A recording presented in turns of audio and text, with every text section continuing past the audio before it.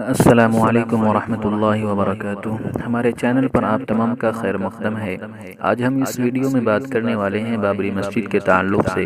تو ویڈیو شروع کرنے سے پہلے ایک گزارش ہے کہ اس ویڈیو کو خوب لائک کریں اور شیئر بھی کریں اور سبسکرائب بھی کریں تاکہ تمام لوگوں تک یہ میسج پہنچ سکے۔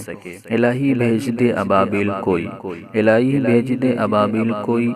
آخرکار ملک کی سب سے بڑی عدالت نے بابری مسجد پر اپنا فیصلہ سنا ہی دیا، لیکن یہ فیصلہ امیدوں کے مطابق نہیں تھا۔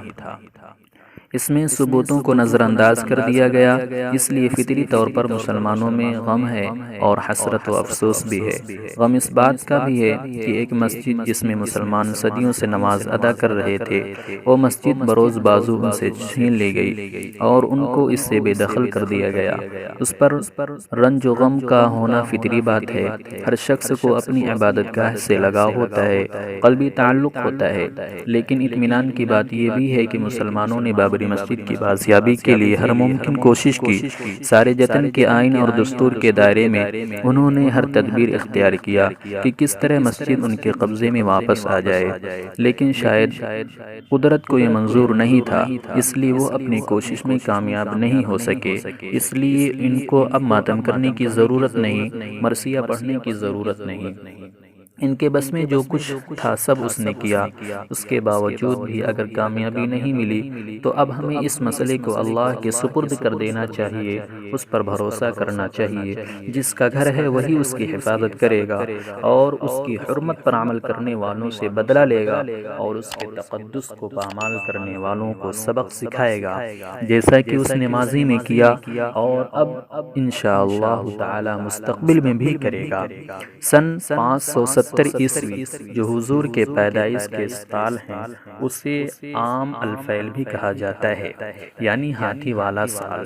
اس کا پس منظر یہ ہے کہ یمن کے گورنر نے جب خانہ کعبہ کو نیست و نابود کرنے کے ارادے سے مکہ پر چڑھائی کی اور وہ خانہ کعبہ کو ڈھانے کے لیے چلا تھا، اور جب صبح ہوئی تو خانہ کعبہ کو ڈھانے کے لیے گیا، اور پھر جب حضرت عبد المطلب کو پتہ چلا کہ ابرہہ آیا ہے اور وہ خانہ کعبہ کو گرانا چاہتا ہے، تو پھر اس نے مکہ کے تمام لوگوں کا جائزہ لیا تو یہ معلوم ہوا کہ ہم اس کا مقابلہ نہیں کر سکتے، تو وہ تمام لوگوں کو لے کر ایک پہاڑی پر چلے گئے۔ پھر جب رات ہوئی تو وہ قریش کے مقدس لوگوں کو لے کر خانہ کعبہ کی جنزیر کو پکڑ کر رو کر دعا فرمائی اور کہا، یہ اللہ، یہ تیرا گھر ہے، تو ہی اس کی حفاظت کرے گا، اس کے سوا کوئی، تیرے سوا کوئی حفاظت نہیں کر سکتا، ہم اس قابل نہیں ہیں کہ ہم اس سے مقابلہ کر سکیں، لہٰذا تو ہی اپنے گھر کی حفاظت کرے گا۔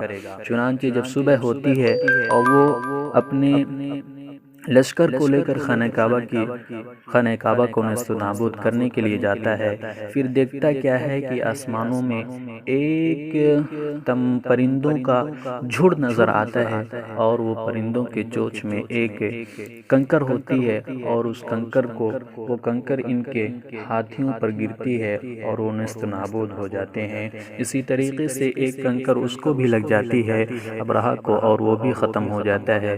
اس طریقے سے اللہ رب العزت نے اپنے گھر کی حفاظت کی ہے، اور انشاءاللہ یہ مسجد بھی، بابری مسجد کی بھی وہ حفاظت کرے گا اور تمام لوگوں کو سبق سکھائے گا۔